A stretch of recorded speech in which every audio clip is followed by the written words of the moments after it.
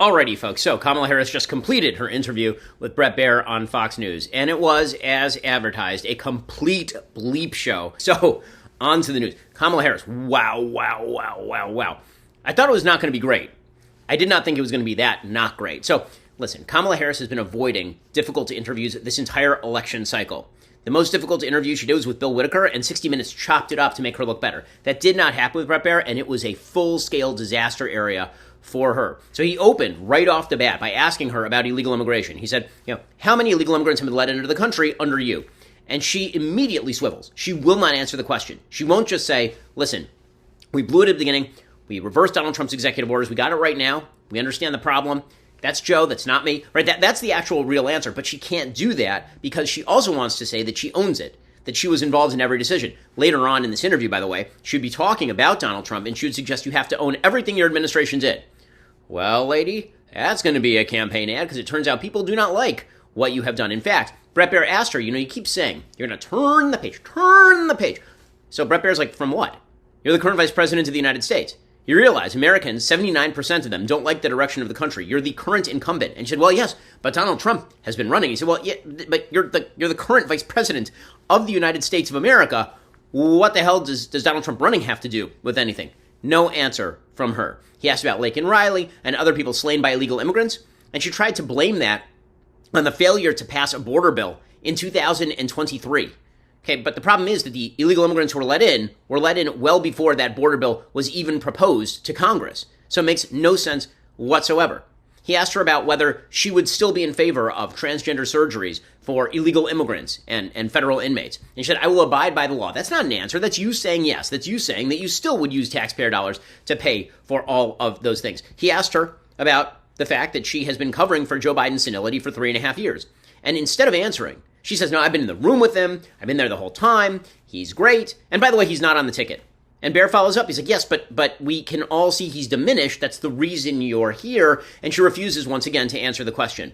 Man, she looked bad. She looked absolutely awful. She looked contentious. She looked angry at Bret Baier for having the temerity to ask her any sort of serious question. She's got to be super ticked at her team for suggesting that she do Bret Baier in the first place. And she's unwilling or unable to answer any question about policy at all in this election cycle. The only thing she's got, and everybody knows it, is Trumpy Trump, McTrump. But here is the problem. The minute you dig below the surface, what you realize is that she is an empty vessel for the entire Biden administration agenda. And she's not particularly smart. She doesn't know her own policies well enough to make cogent and interesting distinctions about how her policies work. She doesn't understand how to defend the policies that she has herself put into place. She tried to suggest that she'd be tougher on Iran than Donald Trump. I mean, these things make no sense whatsoever. And the biggest thing that rolled off of her was enormous disdain for having to be there. That was the thing that rolled off of her in waves. So much of these interviews, it's true for debate also, so much of it is sort of the attitude you bring to it. And the reason that J.D. Vance did really well in the vice presidential debate is because he didn't come in hot and aggressive and angry. He came in and he was sort of open body language and accepting the terms of the debate. And yeah, he pushed back here and there, but he was really kind of kind and generous during the debate. That was the mistake that Donald Trump made in 2020 against Joe Biden. It was all a problem of affect. He came in super hot, really aggressive. Okay, so Kamala Harris sits down with Bret Baier, and instead of being friendly and saying, listen, Bret, we have some statistics that suggest that, say, 6 million illegal immigrants have entered the country. It is our job to do a better job of that on the border. That was a mistake that Joe Biden made when he came into office. We were optimistic about what could happen with the border. We thought a bill would get passed quickly. Obviously, that wasn't true. And we were delayed. We were belated in actually doing the things that we should have done by closing the border back up. We're doing it now. I promise to do that going forward. That's the best answer, obviously. But she can't give that answer, and she refuses to give that answer. And she gets angry when she's asked. That's the thing. She's really angry about having to run a race. That's the part that's amazing. She is ticked at having to run this thing. Why? Well, because literally every job that she's ever had, with the exception of the DA job, which she won a race against Steve Cooley in California, has been handed to her on a silver platter. Kamala Harris has always been the sort of fair-haired child when it comes to people just handing her things. Hell, she was handed the vice presidency after running the worst presidential campaign in modern American history. I mean, the list of gaffes in this interview is almost endless. Again, she suggests that Joe Biden is totally fine. At one point, Bret Baier has to openly say, your handlers want me to stop this interview. Like, they really want you to stop this interview. She again, is unable to simply to explain even why she's not responsible for what Joe Biden is doing.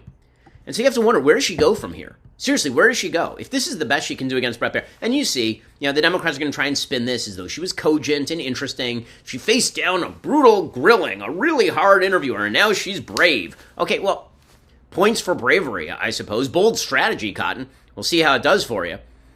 If the idea is doing this and then doing Joe Rogan for 3 hours, when she is asked a point-blank question, she cannot answer the question. She simply cannot. She cannot defend her own policies. The only line of attack she has is just saying Trump and Trump and Trump again. That's really the only line of attack any Kamala Harris defenders have at this point. I really don't think that's going to be enough, because it turns out that in order to vote against Donald Trump or to show up to vote in favor of Kamala Harris, she's going to have to show something beyond a radical, sneering disdain for anyone who has questions about why the hell she's here and what she will do as president of the United States.